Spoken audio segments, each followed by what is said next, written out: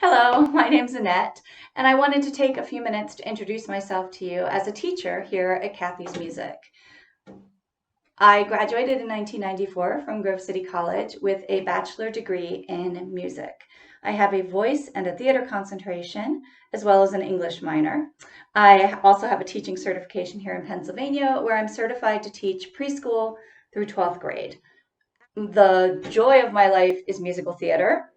I've performed in operas, operettas, but theater is my absolute favorite. I could talk about that for hours and hours, but I won't. Here in Pittsburgh, I've performed with the Pittsburgh Savoyards, Undercroft Theater, Stage 62, and then Voce Solis, which is a choir made up of professional and semi-professional musicians. My approach with younger singers is threefold. Tone, which I believe comes from learning the fundamentals, posture, how to stand, how to breathe, how to support. Those all lead to beautiful tone. Pitch, we work a lot on pitch matching. And pitch matching leads to my third, which is confidence. And that really is my main goal with the littlest ones, is that I want them to just have confidence and joy. That's the bottom line of why they're here. With my older students, we work on technique. Hopefully, we're starting right from the start.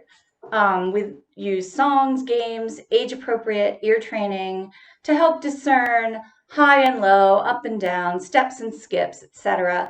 And as they grow older, this then turns into interval training and other ear training, where they're learning to hear what sounds good and then place it in their own bodies. We also use body mapping with our younger students, which is also known sometimes as full body solfege. So learning to place it on our bodies, it's this kinesthetic approach to pitch, which as they grow older, they can then use the Kodai hand signs, which you may remember from your elementary music days, do, re, mi, etc. And it's just a very physical approach to ear training and sight reading, which is very important to me. And again, I try to keep things as age appropriate as possible. So with the younger students, that's a lot of play and games. And even with the older students, it's a bit of gamification. We really try hard to make learning joyful. That's probably the most important thing to me. We use a lot of creative movement, kinesthetic learning. I believe that singing happens with your whole body. It's not something that's happening from here up or here up, but it's a full body experience. Repertoire, I'm a big fan for my younger students of children's songs, folk songs, Disney songs, and age-appropriate musical theater. With my older children, we'll start to bring in some age-appropriate art songs and maybe even some foreign language folk songs until eventually they're doing beginners classical music. For repertoire, I do believe in meeting in the middle. So sometimes they'll bring me music that I have never heard of before, and I get very excited when they do that and show that initiative, and we'll learn that. And sometimes I'll give them music and we'll learn that. But more often than not, we're meeting in the middle and finding something that we both love. I believe that lessons should be collaborative. So we're working together to choose music. We work together to create music. We often will compose or create things on our own. And then we work together to create a performance, which is often the bottom line in voice lessons, although it doesn't have to be. I do believe that lessons have value on their own, even if they don't end in performance. But performance builds that confidence. And so we give our kids so many opportunities to perform. And that's one of the things I love here at Kathy's is we are really working to build a community of supportive musicians who build each other up. We do this through our recitals, which we have several times a year, the Coffee House, which is a program I love. It's just relaxed, and the kids can perform for their peers. No pressure.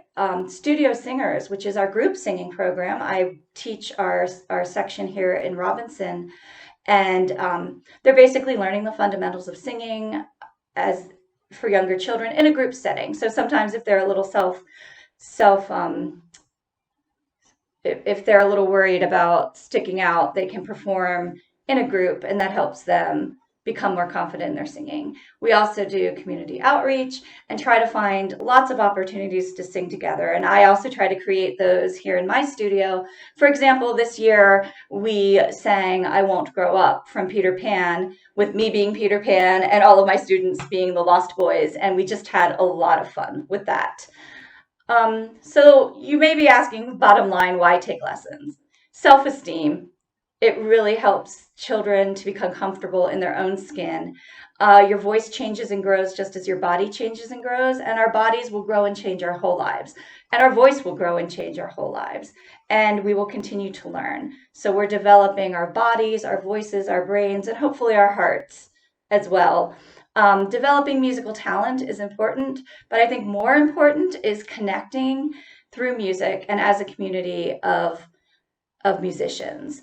It helps children to learn to think creatively. Singing and music will actually rewire the brain. Children become divergent thinkers. They become problem solvers and innovators. And there are just so many cognitive benefits to music. But to me, it's the emotional and social benefits that beat all. So we are learning to change the world through music, through one song at a time. And we come together and we connect to others with our voices and with our songs.